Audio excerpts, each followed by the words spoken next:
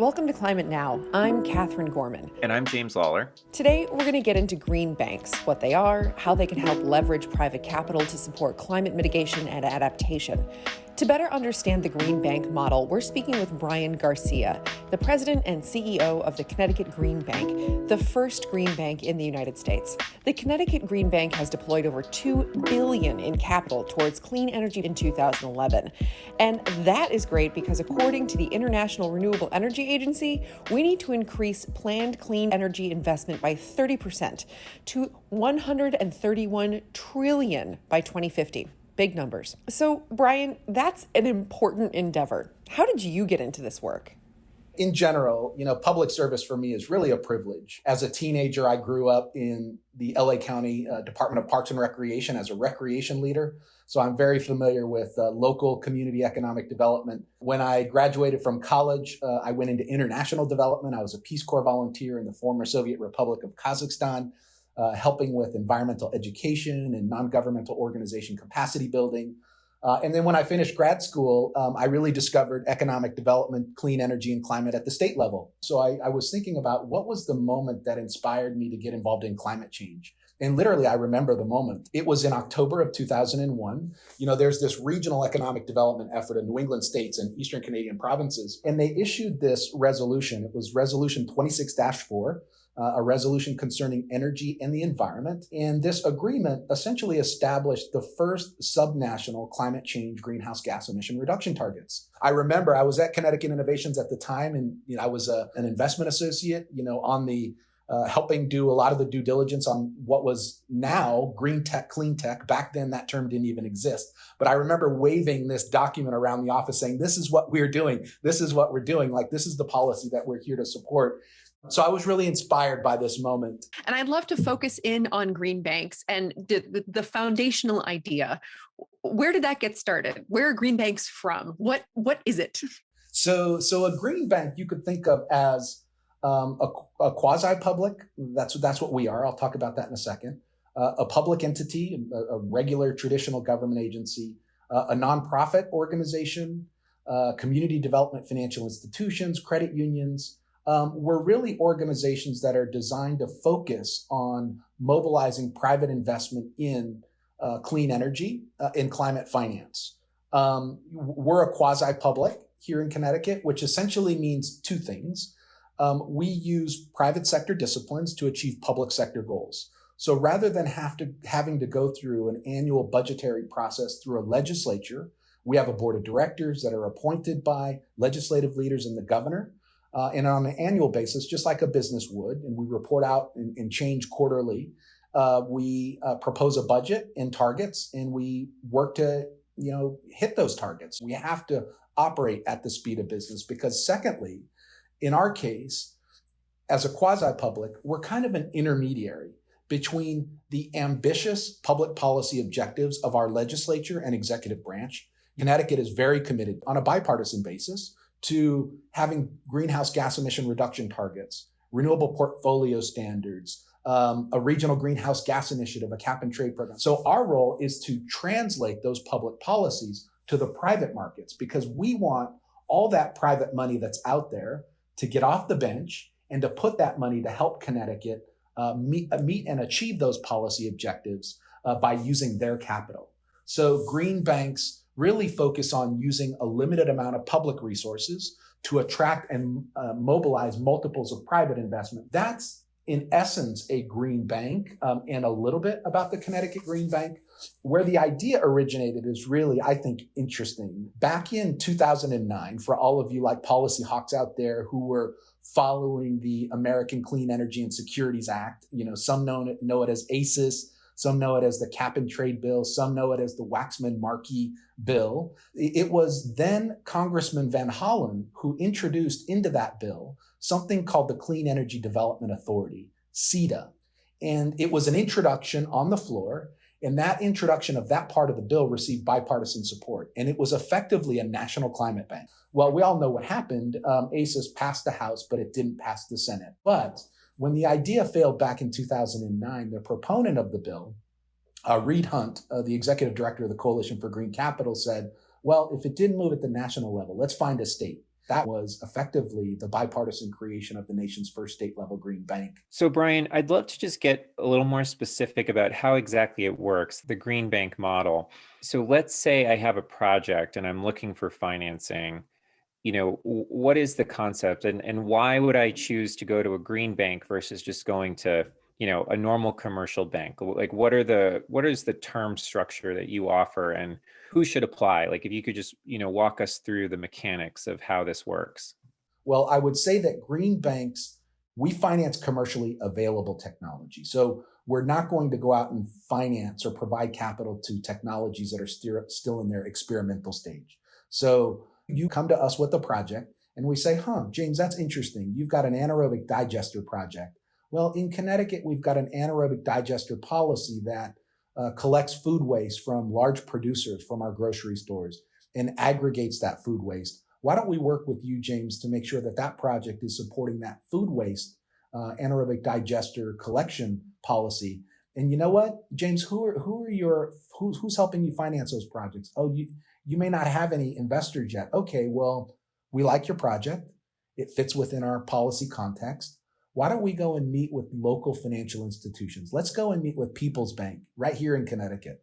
You have a business relationship with them. And you know what? We'll tell People's Bank, the Connecticut Green Bank likes this project. We will put up capital for 20% of the capital stack, and our capital will be at risk. So you, People's Bank, if you provide senior debt, we'll provide subordinated debt. So if James' project loses, we will take the first loss. We will take the risk of that. And as a result, People's Bank comes into the deal. We use 20% of our capital. They provide 60% of capital. You come in with 20% of your equity. The project gets up and financed and running and delivering on the policy objectives that we are after here in Connecticut. I can tell you a story of when we first got created. One of the first meeting we had, we were really excited because, the idea of advancing the clean energy economy, we're all really excited about. But one of our first meetings was with the Connecticut Bankers Association. And we had a meeting with them, and we were like, the state of Connecticut has really ambitious policies, and they just created us. And we're all excited to figure out a way of partnering. And the chair of this association said, well, the last thing we want is another public-backed entity standing in front of our business. And that was the welcome we got from the banking industry. And my response back was, well, actually, we want to do what we can to draw your capital to support the public policies that we're trying to address. So whatever we can do to help your banks put their capital to work in this market to help us achieve these policies, we're going to do it. So your project is one example of a direct. Sorry to interrupt. Did that banker who said that initially, did that person come to understand the value of the green bank, or? Definitely over time. I mean, initially, right, you could imagine, government's coming in doing this. It's change, right? People are usually used to government just giving money out instead of loaning it out and getting it back. So today, the members of the association benefit completely from all the programs and all the investments that we have with them. For example, we have a program called the Smarty Loan. It's a residential program. Connecticut has a comprehensive energy strategy where we're trying to see the deployment of kind of any clean energy efficiency measure you could think about that will not only help homeowners reduce energy costs, but also to help the state reduce its greenhouse gas emissions. So what we ended up doing is providing a credit enhancement. This is one tool in the Green Bank toolbox. So we went to our local community banks and credit unions and said, you know what, Connecticut has these policies, and we know you have capital on the books, and you provide loans to families. You provide mortgages, you provide auto loans. Have you ever thought of an energy loan and an unsecured energy loan? We see that you tend to shy away from a loan that's longer than 10 years. Well, could we do something to get you to do a 10-year loan, a 15-year loan, or a 20-year loan? Because that's the useful life of these measures, right? These energy measures. So what we did is we went to them and had this conversation and said, we will take a loss for you to provide unsecured loans to families and businesses in Connecticut to help us achieve our policy objectives. But What you have to do is you have to operate within this framework. You have to have not to exceed interest rates. You have to be willing to go out in terms. This is an unsecured loan. And for that, you take the first 1.5% of losses, which is pretty typical of the banking industry. Like they underwrite, they have their own thresholds. So we don't want to disrupt their normal course of business. And then what we say is, we'll take the next 7.5% of losses on top of that 1.5%. So what that's done is that's got them into the program. They have to date provided over $100 million of loans to 5,500 families, and the Connecticut Green Bank has only had to pay $75,000 of losses. So in this context, what we've done is used a limited amount of public resources to help the local finance industry, credit unions, community development financial institutions, put their money to work to help us achieve our public policies, while at the same time they're making the risk return expectations that they're after, and we're delivering on our public policy objectives that we're focused on. And in terms of the financial sort of metrics to which the Green Bank is held by your charter, or by sort of, and maybe you could speak more generally, the Green Bank charters typically, what do those look like? Is there a profit mandate for the Green Bank? Can you operate? Are you expected to operate at a loss? Do you operate at a loss? How does that actually work? It's a great question. I think a lot of green banks have a couple of principles in mind when they operate. The first is fundamental to green banks, which is using limited public to mobilize multiples of private. So in that context, the willingness to lose or to have low interest rates is very much front and center. But a second part is that green banks tend to also want to pursue their own sustainability objective, which is to say that as they loan their capital out over time, the interest income that comes from loaning your capital out will cover the operating expenses to run the organization, so that you're becoming a smarter, more self-reliant organization. So interest matters in terms of that context. In terms of the segment of the market and how we price capital, I think that really varies. So for example, we have a target as a Connecticut Green Bank of trying to achieve an interest rate of 4% of our capital with an average maturity term of 10 years. So we put out $30 million a year, and we expect that on average, there'll be a 4% return over a 10-year maturity. That cash flow that comes from interest income is covering our operating expenses. So it's helping us become more sustainable. But on a portfolio basis, it may be that for that affordable housing project, we're lending at 1%, versus that more risky fuel cell project, we're lending at 8%. But on an overall blended basis, we're trying to achieve a 4% sustainability target over a 10-year period.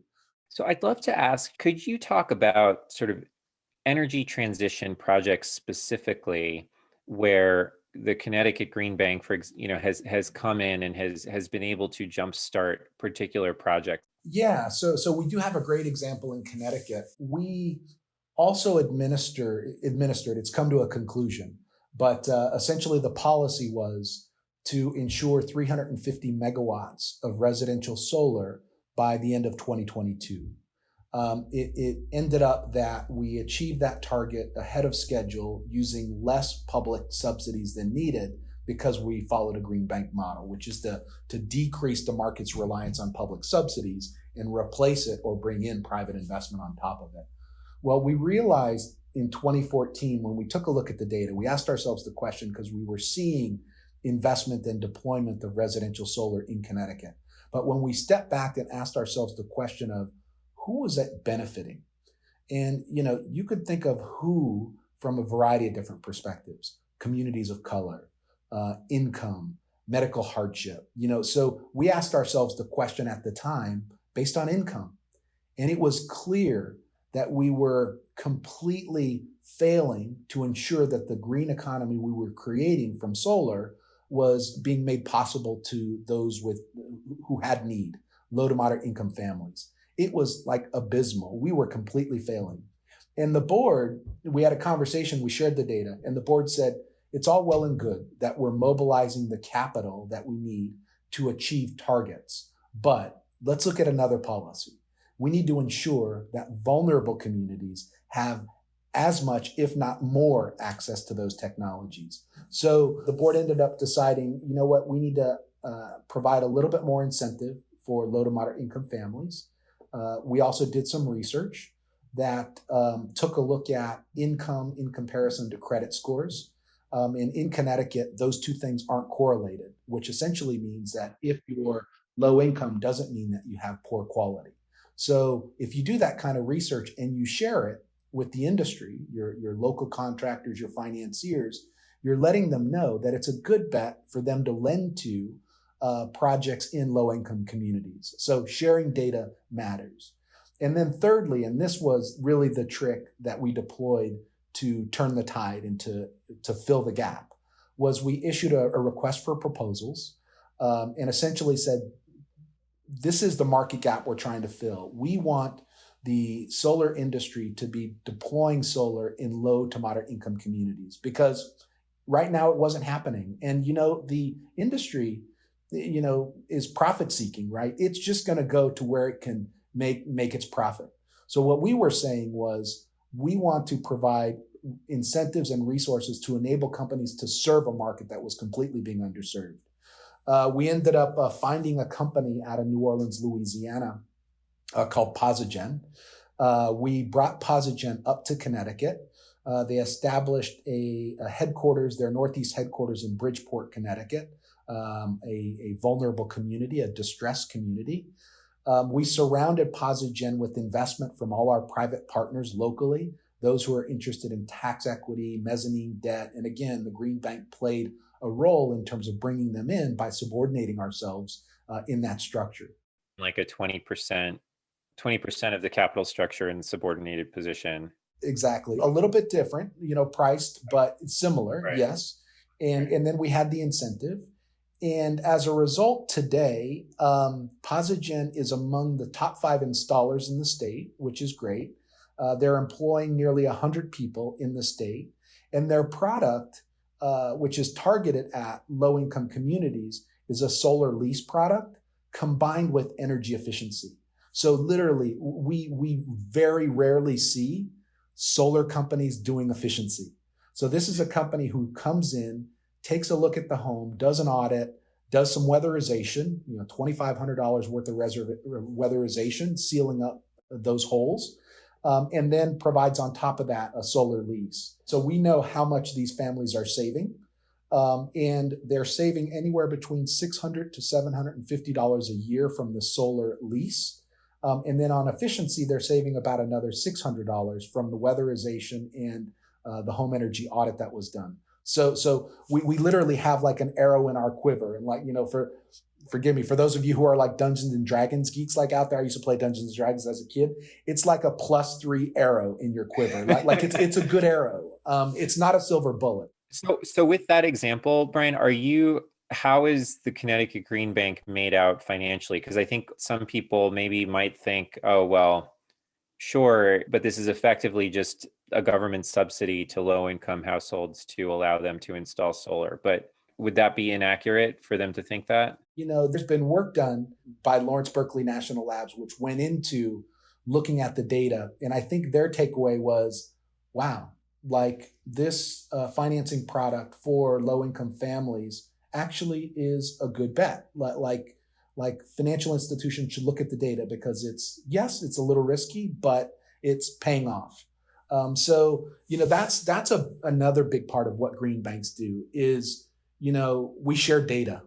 Our goal is to not find the secret sauce and sit on the secret sauce. Our goal is to find the secret sauce and share it so that there can be competition in the market that lowers the cost of capital, brings cheaper capital in so that we can get more clean energy deployed at a rapid scale. So, Bryan, you've been talking about meaningful savings for the families that are engaged in these programs and so on and so forth. But how can we measure the impact of green banks nationally in the US in terms of quantitative measures?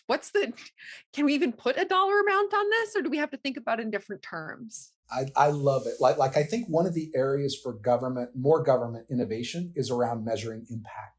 So we just crossed our 10-year anniversary. Over the years, we've put a lot of time and effort in estimating the benefit of what happens with clean energy deployment. So we've taken $300 million roughly of public revenues. We receive $30 million a year, and our goal is to turn that $30 million into $200 to $300 million of private investment on top of it. So that $30 million comes from a system benefit fund called the Clean Energy Fund. I was talking about that a little before. It's about $7 to $10 per family per year. That aggregates to $25 million. And then the second is $5 million from the Regional Greenhouse Gas Initiative. So our goal is to turn that 30 million into multiples more of private investment. So over our first decade, we've taken $290 million of those public revenues, and we've attracted 1.8 to 1.9 billion of private investment on top of that for 2.2 billion dollars of investment into our green economy. So that's an easy measure, but it's probably the most important measure, investment in an economy. So then where do you go from there? Okay, so you invest in what? You invest in projects, right? So all the projects that happen, whether they're grid tied, we tend to focus more on the customer side of the meter. So residential and non-residential installations of renewable energy and energy efficiency. So we've helped deploy about 500 megawatts of renewable energy. Now that renewable energy helps the 60,000 families and businesses reduce the burden of energy costs. So we were talking about that energy burden before. We know how much energy they're avoiding because we meter everything. We know what the electric rates are. We know what their contracts say in terms of how much they're paying. So we can literally measure their energy savings. Okay, great. If you could measure it based on kilowatt hours or MMBTU saved, then you could also measure the associated greenhouse gas emission reductions and particulate matter, local air pollution that results from displacing local power plants. So we've helped to avoid 10 million metric tons of CO2 emissions as a result of 500 megawatts of renewable energy. That renewable energy deployment also reduces local air pollution. We can compute that reduction in air pollution using EPA tools to compute the associated public health savings, reduce sick days, hospitalization days, death as a result of air respiratory issues. So that's $300 million there in public health benefits. And then, of course, what we're all after is jobs, right? You could measure, we've got metrics that look at for every $1 million of investment in certain segments of the market, residential, commercial, industrial, for various technologies, what's the direct, indirect, and induced job years created as a result? So we measure that, and we've helped create over 26,000 jobs in our first 10 years. From there, wow, you can look at tax revenues. Okay, more money coming into the economy. What tax revenues are going back to the state from sales tax revenues, from corporate tax revenues, the profits from the companies, the individual salaries of the employees, and that's over 100 million. I was recently in a conversation with an investor, and they talked about outcome-based investment. And I was like, that absolutely is what green banks are doing. Like, we're not interested in the bottom line financial. We're interested in the social and environmental because we are driven by the policy climate. And then I guess lastly on those metrics, I would say that's really important, really key to what green banks are about, is ensuring that, as I was noting before, all people within our society have access to clean energy. So our equity metrics, no less than 40% of investment and benefits will inure to vulnerable communities. We want to enable more private investment to drive more investment to vulnerable communities. We've made really good progress, but we can always do more. So green banks across the country are really digging in there. So you could think about kind of the tools of clean energy also applying to making yourself more resilient to climate. How do we make our families and businesses more resilient to power outages, but also how do we enable the utilities to dispatch solar PV using storage so that it reduces peak demand on the entire grid? So like there are many green banks across this country, and front and center for all of them is vulnerable communities. Absolutely. Pretty incredible to think about the ripple ramifications and how you actually quantify like a death avoided or a child who doesn't get asthma. How do you pin that down? I'd love to talk about legislation that's before Congress right now, because there are a bunch of pretty influential pieces, and I'd love to get your take on them. The Build Back Better Act includes, a greenhouse gas reduction fund, which would inject capital into state green banks. And the provision has been supported by both Republicans and Democrats. And then there's also the Clean Energy and Sustainability Accelerator. And for you, what are the differences in these pieces of legislation? What do they provide? How do they interrelate? I think green banks are really excited by the Build Back Better Act if we can get it passed, right? So the history of it, as I was noting before on the American Clean Energy and Securities Act back in 2009, well, this whole policy has come back again in 2020. And last year, it was led by Congresswoman Dingell. Several of us were on a webinar with her, and she announced that she wanted to see a national climate bank, and she actually launched the Clean Energy and Sustainability Accelerator policy. At the time, she proposed a $20 billion accelerator, and it became a part of H.R. 2, the Move America Forward Act, and was voted on twice in the House. So here we are again. The House has voted it through, right? So then it's come back into the hands of Senators Van Hollen and Senator Markey, who have led the way on the Clean Energy and Sustainability Accelerator. Our senators here in Connecticut, Senator Murphy and Senator Blumenthal, are obviously very, very supportive of it. Their proposal actually was a $100 billion national climate bank. So when you've got the House at 20, the Senate at 100, the White House came in earlier on this year, around Earth Day this year, and said, we really like the accelerator too, because it's doing what we need to ensure that the green economy is working for everybody. And just to clarify, the accelerator is essentially just a dollar amount that would be injected into existing state level green banks. Is that right? Yes, as well as other financial institutions. So think about, yes, state and local government, as I've been talking about them, the state level green banks. There are also city and county level green banks. So yes, federal money going to those activities. But not every state has a green bank. We have 15 of our states currently have green banks at the local and state level.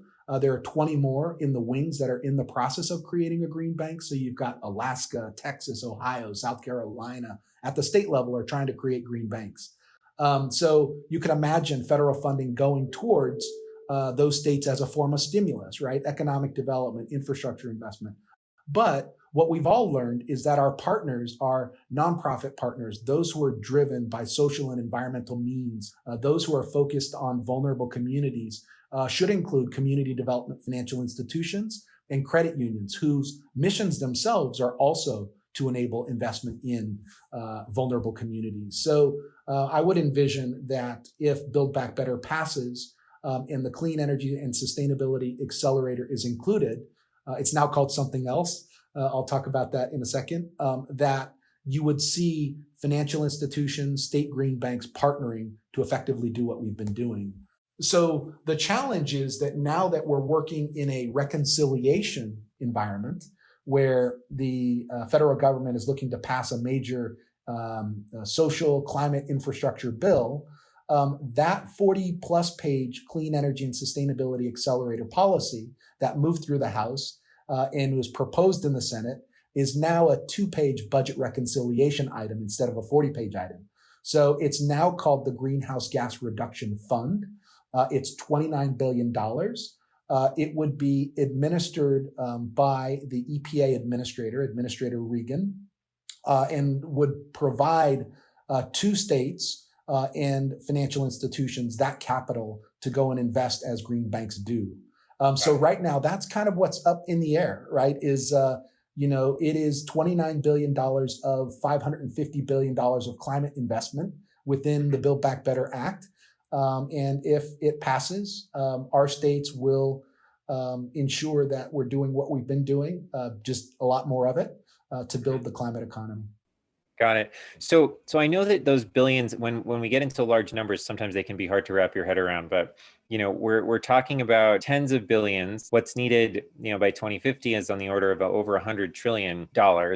But to your point, this green bank model is really about mobilizing smaller amounts of public capital to encourage much, much larger or multiple of sort of private capital. And this is maybe a tool for how we get there to these larger sums of investment in the space. We're at a 7-to-1 leverage ratio in Connecticut. So every $1 of public funds in Connecticut attracts $7 of private.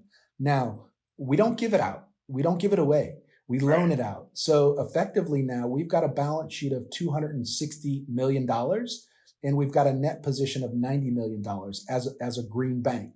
But yeah, we've got to get to the trillions. The more we help teach the financial institutions about the opportunities presented in our local economies, the more investment we can see. I want to ask you a question about that, Bryan, because you mentioned this really interesting example where you've identified this solar installation company in New Orleans, and you said that the Green Bank brought them up to create a headquarters in Bridgeport, and then surrounded them with all these other financing partners which you need to do solar installations.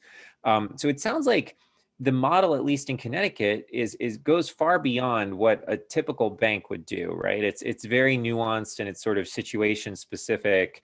I think that's definitely right, because green banks don't wait for the market opportunity to happen. Remember, we're trying to translate public policy goals into measurable impact.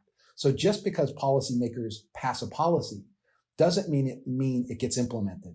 So our goal is to make sure that those financial institutions see that their capital in this climate, in this market, is good from a risk return perspective for them, but for us is achieving those policy objectives. So it's clear that green banks, and the Connecticut Green Bank in particular, have had a lot of success in helping implement clean energy. And I just want to ask what other opportunities there are for green banks to help finance decarbonization of other sectors of society. Could they help finance a farm's transition to regenerative agriculture, for example? So we've focused our first 10 years on a statutory definition of clean energy. This last legislative session, again on a bipartisan basis, created the expansion of the scope of the Connecticut Green Bank to include environmental infrastructure. So now we can invest in water, waste and recycling, climate adaptation and resilience, land conservation, parks and recreation, and yes, agriculture. So remember, in the clean energy space, we're producing renewable energy credits that can be monetized in a market that become a way to finance projects to meet a renewable portfolio standard. In the context of farms, if we help them reduce the use of fertilizer and fertilizer discharge into the watershed through no-till agriculture, then would the state be willing to compensate the farmer for doing such things? Are there carbon offset values that can be created through regenerative farming? Like, what are all the different ways that we could monetize public good that's being created by farmers pursuing sustainability practices? Those are some of the things that we're digging into, because public policy doesn't always quantify or enable that value to happen. But the other thing that's come up is around CSAs, community supported agriculture. Like, is there a way of thinking about a CSA, just like we think about a power purchase agreement in the clean energy space? Why not think about the delivery on a regular basis of food to a home through a CSA, and have green banks finance CSAs at different levels, right? It's like a performance contract, right? So we're trying to wrap our arms around all these sorts of things. We're having fun with it. There are green banks across the country, Rhode Island Infrastructure Bank, the California Green Bank, the Infrastructure Bank out of California, that are doing other things beyond clean energy. And I think we're all learning that the Green Bank model tool can help attract more private investment. That was Bryan Garcia, President and CEO of the Connecticut Green Bank. If you're interested in listening to more Climate Now podcasts, checking out our videos, or signing up for our newsletter to get notified of new content and live events, go to our website at climatenow.com. If you want to get in touch with us, email us at contact@climatenow.com or tweet at us at @WeAreClimateNow. We hope you can join us for our next conversation.